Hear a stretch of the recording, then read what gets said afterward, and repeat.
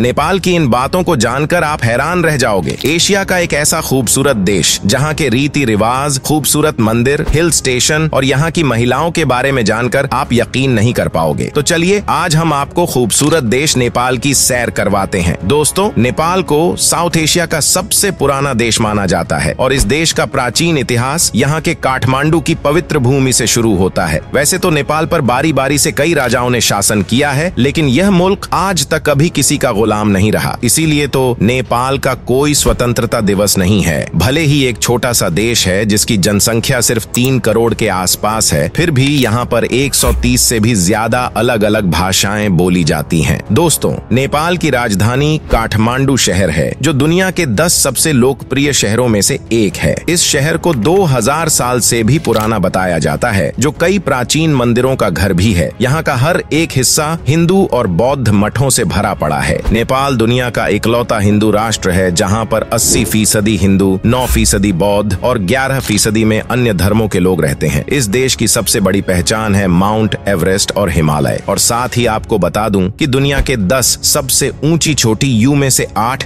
यहीं पर मौजूद हैं। नेपाल पानी को सुरक्षित करने के मामले में वर्ल्ड में दूसरे नंबर पर है। यहाँ पर पानी को बिल्कुल भी बर्बाद नहीं किया जाता। आपको जानकर हैरानी होगी कि यहाँ ज्यादातर लोग गरीब हैं, जिसका कारण है फैक्ट्री और बड़ी कंपनी का यहाँ पर ना आना। दोस्तों, नेपाल का राष्ट्रीय पशु गाय है, जिसे नुकसान पहुँचाने पर सख्त मना है। यहाँ की करेंसी को नेपाली रूपी कहते हैं, जिसका मूल्य भारतीय रुपए से भी कम है। मतलब कि एक भारतीय रुपए नेपाल के 1.5 रुपए बन जाते हैं। भारत और नेपाल के बीच काफी अच्छी दोस्त हैं, तभी तो हर भारतीय नागरिक को बिना वीजा और पासपोर्ट के नेपाल में आने की छूट है। केवल एक आईडी कार्ड साथ ले जाना होता है, जबकि बाकी देशों के लोगों को यहाँ वीजा लेना पड़ता है। नेपाल के काफी सारे युवा भारत में काम करने भी आते हैं। इसके अलावा इन्हें भारतीय सेना में भी शामिल किया जाता है। नेपाल के लोग एक दूसरे से मिलते समय हाय हेलो नहीं, बल्कि हाथ जोड़कर हमारी तरह नमस्ते करते हैं। दोस्तों, भगवान बुद्ध के प्रति लोगों में काफी श्रद्धा है और इनकी जन्म भूमि लुम्बिनी सांस्कृतिक है, जो नेपाल में ही है। अब आप सोच सकते हैं ये कितना शांतिप्रिय देश होगा। यहाँ कभी धर्म या जाति के नाम पर कोई झगड़ा नहीं हुआ। नेपाल में टाइम जोन के मुताबिक नहीं, बल्कि माउंट एवरेस्ट के आधार पर चलता है। इसीलिए यहाँ का टाइम दुनिया के समय से 45 मिनट पीछे रहता है। यहाँ लोगों को मोमोज खाना ज्यादा पसंद करते हैं। राजधानी काठमांडू में तो आपको जगह जगह मोमोज की दुकान देखने को मिलेगी। नेपाल अपने जंगली जानवरों, खतरनाक सड़कों और मुश्किल भरी उड़ान वाले एयरपोर्ट के लिए भी जाना जाता है, जिसका सबसे बड़ा उदाहरण है लुक्ला एयरपोर्ट। राजधानी काठमांडू के अलावा पोखरा शहर अपनी झीलों, शांत हवा, पक्षियों की आवाज के चलते पर्यटकों को आकर्षित करता है। झीलों के किनारे ऐसी खूबसूरती यहाँ देखने को मिलती है कि आने वाले लोग अपने सारे दर्द और गम भूल जाते हैं। पोखरा घाटी से हिमालय की ऊंची चोटियों को आसानी से देखा जा सकता है। वैसे तो यहाँ अनगिनत मंदिर हैं, लेकिन पशुपतिनाथ मंदिर के प्रति लोगों में अलग ही श्रद्धा है। ये मंदिर हिंदू लोगों के 8 सबसे प्रमुख मंदिरों में से एक है, जो नेपाल के काठमांडू में आता है। चौक और आकार में बने इस मंदिर के 4 दरवाजे को चांदी से बनाया गया है। इसके ऊपर शेर का चित्र भी लगा हुआ है। मंदिर के आसपास भी सुंदर नजारे दिखाई देते हैं। नगरकोट